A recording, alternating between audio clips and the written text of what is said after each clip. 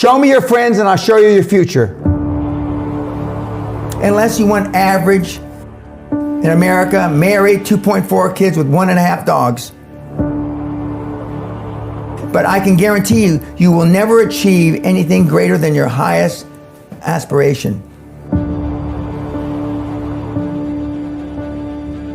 If you want $1 million, you'll make $1 million, not $1.5 million. If you want 10 million, 100 million, and you'll never exceed that. If you change 1 billion lives, that's a formula to become a billionaire and change the world. Time costs lives. Show me your friends and I'll show you your future. You want to know why you're all f***ed up? Just look at the bums you hang around with. I do what you don't want to do, that you know that you got to do to be where you want to be. Ted Turner just gave his 75th anniversary party on CNN a few months ago. And he makes a couple of comments and he says, number one, and I'm not suggesting this for everybody, it's how I live though. First 10 years of my starting CNN, I slept on my couch. I didn't have an apartment. Bill Gates slept in the office. Steve Jobs slept in the office.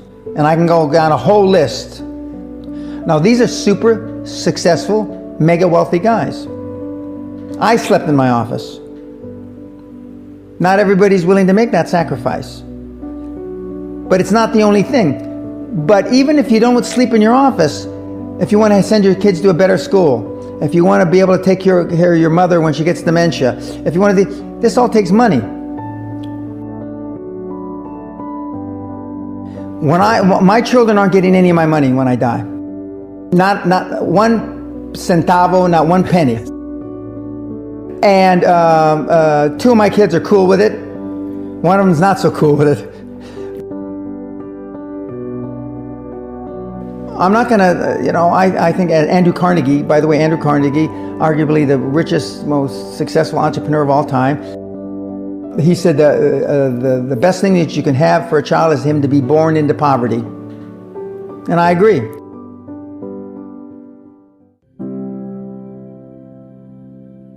Lack of self-esteem, lack of self-worth. Now they think they have self-worth. They think because they've made a few bucks. But in actuality, and when they measure it against the other 8, 10, 12 people sitting around the table, they realize, or they start to question, hell, maybe I was just lucky. Now, all of us, when you're only a one-trick guy or gal, think, was I lucky? Now, I've done it so many times, I know I wasn't lucky. I might have been lucky the first time, but I haven't been lucky the 15, 20, 40, 50, I know that. Okay. But maybe I was lucky the first time.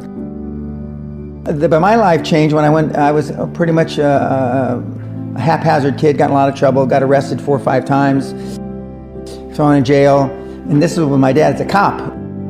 But then I volunteered for the draft in 1966 at the height of the Vietnam War, and I went to OCS, and that changed my life because it was the really first real high performance thing that I could measure myself against with other people. 2/3 of all Fortune 500 CEOs have one thing in common: military background.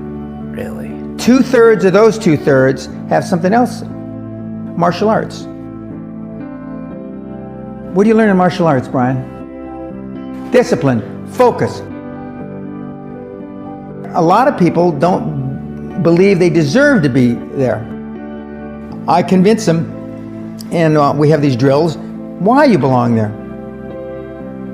A lot of people that come there, with money, that have made money, think they made it by accident. Right. I just had one of my superstars who's made $100 million tell me in the last week, I'm not sure I'm going to have another lucky accident. And I said, you did it. I mean, you tried a lot of things. I believe Thomas Edison, I wouldn't have done it 10,000 times. Okay. I would have hired an engineer from MIT to do it.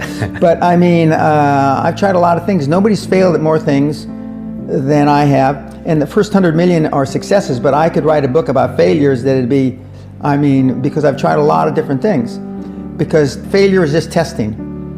And one of the reasons I've been so successful in generating this equity and value in my kids, and I call you all kids, is because I convince them that making a mistake is okay. Your parents probably told you, you can be anything you want. But you can't. That's horseshit. You can't. If it's all juxtaposed. So, but what you tell them is that you can do anything you want that you have passion for.